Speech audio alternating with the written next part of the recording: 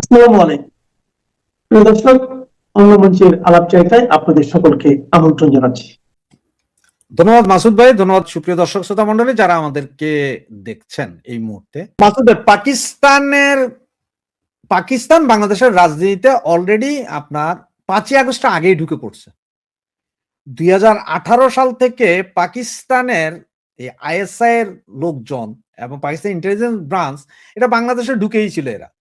এদের চেষ্টার ফসল হচ্ছে যে 5ই আগস্ট, জুলাই আগস্টের আন্দোলন, এটা পুরোটা পাকিস্তানের চেষ্টার ফসল। এখন ডিপ স্টেটের টাকা বলেন আর যাই বলেন, সরাসরি টাকা তো কোথাও আসে, এগুলো করছে সবগুলোই পাকিস্তানি এই বেসটা দিয়েই করানো হয়েছে। এবং এই মুহূর্তে আপনারা যা দেখছেন সবকিছু পেছনেই কিন্তু পাকিস্তানের গোয়েন্দা সংস্থার কাজ আছে। তা না হলে আপনি দেখেন এই 5ই আগস্টের পর থেকে এখন পর্যন্ত কেন পাকিস্তান এম্বাসিতে কন্টিনিউ মিটিং গুলো হয়, কেন এখনো এই যে প্রতিদিন 2টা মিটিং, আপনার গত আরেকটা প্রোগ্রাম আমি বলছিলাম যে 2টা মিটিং হয়।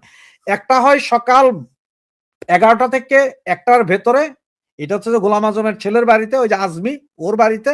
আরেকটা রাতের 8টা থেকে 10টার ভিতরে, সেটা আজমি সহ সব যায় আপনার ইমরান হায়দার, পাকিস্তানের যে অ্যাম্বাসেডার আছে, ওর বাড়িতে। তো ওখানে কেন হয়? এবং আপনারা দেখতেছেন যে এই মুহূর্তে আবার আরেকটা খেলা চলতেছে, জানেন কিনা জানি না। তালেবানদের এক শীর্ষ লিডার বর্তমানে বাংলাদেশে ঘুরতেছে গত 4 তারিখ থেকে, ডিসেম্বরের 4 তারিখ থেকে। সরকার বলতেছে তারা জানেই না। ভাই, আফগানিস্তানের সরকারের এত বড় একজন লোক সে বাংলাদেশে আসছে, আমার দেশের সরকার জানে না তো হইতে পারে না। এখানে এসে কোথায় কোথায় ঘুরতেছে, কোন কোন মাদ্রাসাগুলোতে ঘুরতেছে। এই ভদ্রলোককে ঢাকা এয়ারপোর্টে রিসিভ করতে গেছেন তিনি হচ্ছে যে জেএমবির শীর্ষ নেতা। আফগানিস্তান কি করতে চাইতেছে, আফগানিস্তানের নেতারা এখানে কেন?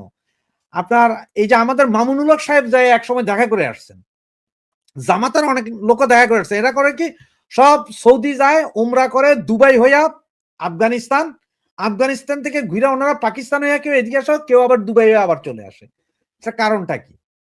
এবং পৃথিবীতে 2-1টা দেশ ছাড়া কেউ কিন্তু কূটনৈতিক সম্পর্ক এখন আফগানিস্তানের সাথে করে না। তার মধ্যে বাংলাদেশ আছেই, কেউ কূটনীতিক স্বীকৃতি দেয় নাই। এরপরে এই ভদ্রলোক আসতেছে যাইতেছে, পাকিস্তানের লোকজন তো আসতেছে যাইতেছে, ওরা তো ভিসা লেস হয়ে গেছে অলরেডি। তো এইটা তো নরমালি আপনার বুঝার উপায় যে এখানে হচ্ছে।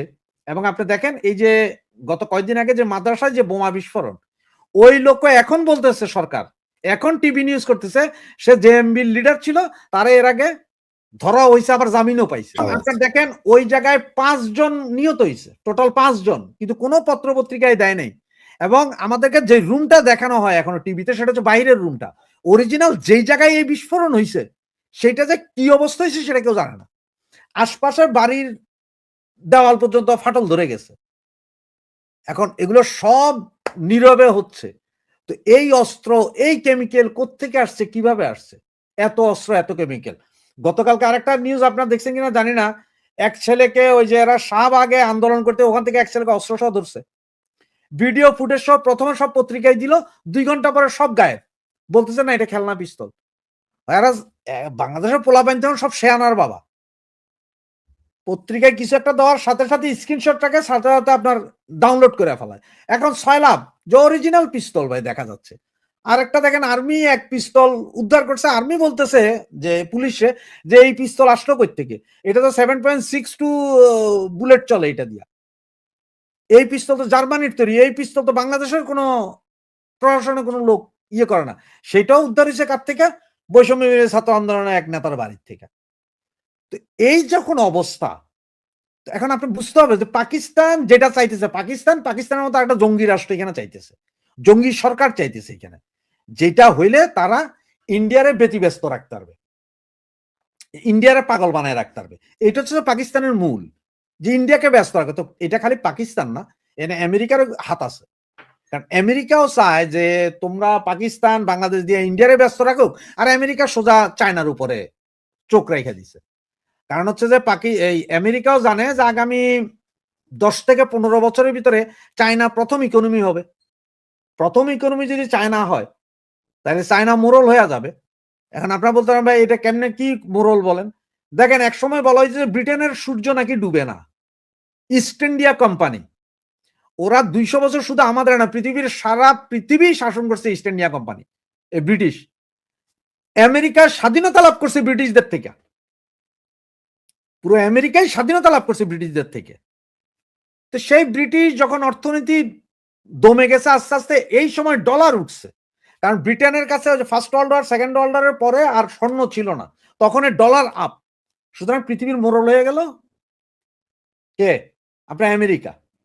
এখন ঠিক সেম আবার আসছে, প্রতি 100 বছরে একজন হয়। ঠিক চায়না উঠে আসতেছে আগামী 10 থেকে 15 বছরের ভিতরে, এবং চায়নার পরপরই উঠে আসবে কিন্তু ইন্ডিয়া। ইন্ডিয়া 25 থেকে 30 বছরের ভিতরে 1 নম্বর অর্থনীতিতে যাবে। সুতরাং এইটা তো আমেরিকারও মাথা পাগলের দশা না, মোরলগিরি চলে যাবে। সব জায়গায় আমেরিকা, পাকিস্তান, এগুলা। আজকে দেখেন নাইজেরিয়াতে বোম্বিং হচ্ছে, আমেরিকা আজকে অনবরত বোম্বিং করতেছে নাইজেরিয়া। কেন? কইতে আইএস ওখানে আছে, এখন নাইজেরিয়াতে আছে, এই জন্য নাইজেরিয়াতে বোম্বিং চলছে, ব্যাপক বোম্বিং। এই হচ্ছে যে যখন অবস্থা, তখন এখন আপনি মিলাইয়া দেখেন যে কি হবে আসলে। যে পাকিস্তান কেন, পাকিস্তান এই মুহূর্তে যেটা আছে, যে মৌলবাদী সরকার আছে, যা মৌলবাদীরা আছে, এদেরও তো পাকিস্তান খাইতে পারবে না। ঠিক আছে, ও ভিক্ষার টাকা আইনা হইলো এইখানে, এইটা চাইবে যাতে একটা অস্থিতিশীল পরিস্থিতি বাংলাদেশে থাকে, ইন্ডিয়া এটা নিয়ে পাগল হয়ে যায়। এটা হচ্ছে যে মানে ওই যে নিজের নাক কাইটা অপরের যাত্রাভঙ্গ, এই হচ্ছে যে পাকিস্তানের এখন। আসলে বাংলাদেশ স্বাধীন হয়েছে 2.0। কার সাথে স্বাধীন হইল? নতুন ভূখণ্ড যোগ হয়েছে? কয়েক হাজার কিলোমিটার কি আমরা ভূখণ্ড পাইছি, নাকি আমাদের আরো ভূখণ্ড চলে গেছে? কোনটা হয়েছে? স্বাধীনটা কিভাবে হয়েছে? কার সাথে যুদ্ধ করে স্বাধীন হইল?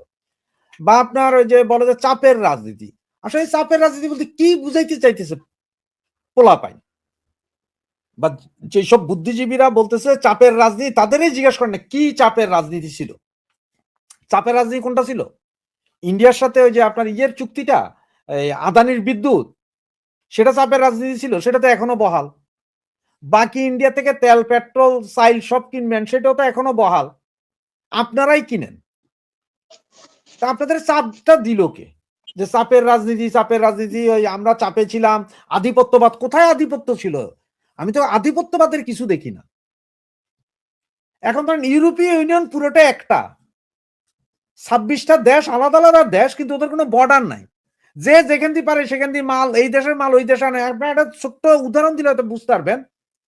আমরা ব্রিটেনে থাকলে ব্রিটিশ কোকা আছে, ক্যান, ব্রিটিশ কোকার ক্যান, কোকার কি অবস্থা জানেন? ওই কোকা, আপনার ব্রিটিশ কোকা যদি ক্যান বাদ দেন, বোতল যদি খাইতে হয়, একটা বোতলের দাম নিবে 3 ইউরো, 3 পাউন্ড।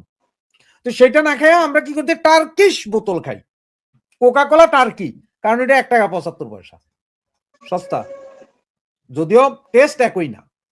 ফ্রান্সে গেলে আমরা ফ্রান্সের কোকা কোলা লাগবে তাও 3 ইউরো, আবার বেলজিয়ামের কোকা 1.5 ইউরো। তো আমরা 1.5 ইউরোটা কিনা খাই, যদিও টেস্ট সমান না। ফ্রান্সের কোকা 3 ইউরো নিলে 3 ইউরোর কিন্তু আলাদা টেস্ট আছে আসলে।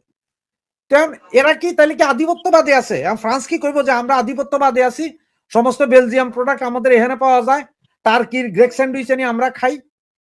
আধিপত্যবাদ। আমরা একটা ফরাসি রেস্টুরেন্টে খাইতে গেলে, একজন খাইতে গেলে 20 ইউরো লাগবে, আর সেই জায়গায় আমরা এখানে ডোনার কাবাব, মানে আপনারা বাংলাদেশে যেটা শোয়ারমা বলেন, এরকম শোয়ারমার মতো কিন্তু স্যান্ডউইচ আছে, 5 টাকায় খাওয়া হয়। ফ্রিজ দিবে, একটা শোয়ারমা দিবে, একটা কোক দিবে, 5 টাকা, একদম পেট ভর্তি জাম। পাকিস্তানি রেস্টুরেন্টে যাইলে ওই 5 টাকা দিয়া 3টা নান রুটি আর গরুর নলা পাওয়া যায়। তাহলে কি এটা আধিপত্যবাদ? কোনটারে এরা আধিপত্যবাদ বলে? মূলত আধিপত্যবাদ বলে এগুলো হচ্ছে যে আধিপত্যবাদ আছে, ইন্ডিয়া চাপ, এগুলো হচ্ছে ভুয়া কথা ভাই।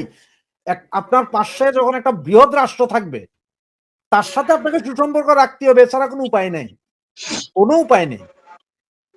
আমি 7 সমুদ্র 13 নদীর পারের একটা ইয়ের লগে তো আর কাম করে সুসম্পর্ক, খুব বেশি সম্পর্ক রেখে লাভ নাই তো। কারণ আমার আডা লাগুক, চাইল লাগুক, পেঁয়াজ লাগুক, আন্ডার প্যান্ট লাগুক, সব আনতে হবে ইন্ডিয়া থেকে। আর আমরা কোনো যে ইন্ডিয়ান আধিপত্যবাদ, আধিপত্যবাদ কি? এতদিন তো আমরা শুনতাম কি জানেন, আমি ওই দিন গত কয়েকদিন একটা তর্ক করছিলাম, তখন দেখতাম যে মানে সচিবালয়ে 300 সচিবের মধ্যে 290 জনই হিন্দু সচিব, সব হিন্দু, সব এরা ইন্ডিয়ান। কোথায় এখন এরা? 26 লাখ ইন্ডিয়ান কই? আর এই যে ধরেন বড় বড় এরা বলে যে হিন্দুরা অনেক এই ভালো ভালো জায়গায় কাজ পায়, ভাই আপনি যে কোনো স্কুলে আপনি নিজেও পড়ালেখা করছেন, রবিবা পড়ালেখা করছেন। দেখেন তো আমাদের অঙ্কের শিক্ষক হিন্দু, আমাদের বিজ্ঞানের শিক্ষক দেখেন হিন্দু, ইংরেজির শিক্ষক হিন্দু, কারণ ওরা পড়ালেখাটা পড়ালেখার মতন করে।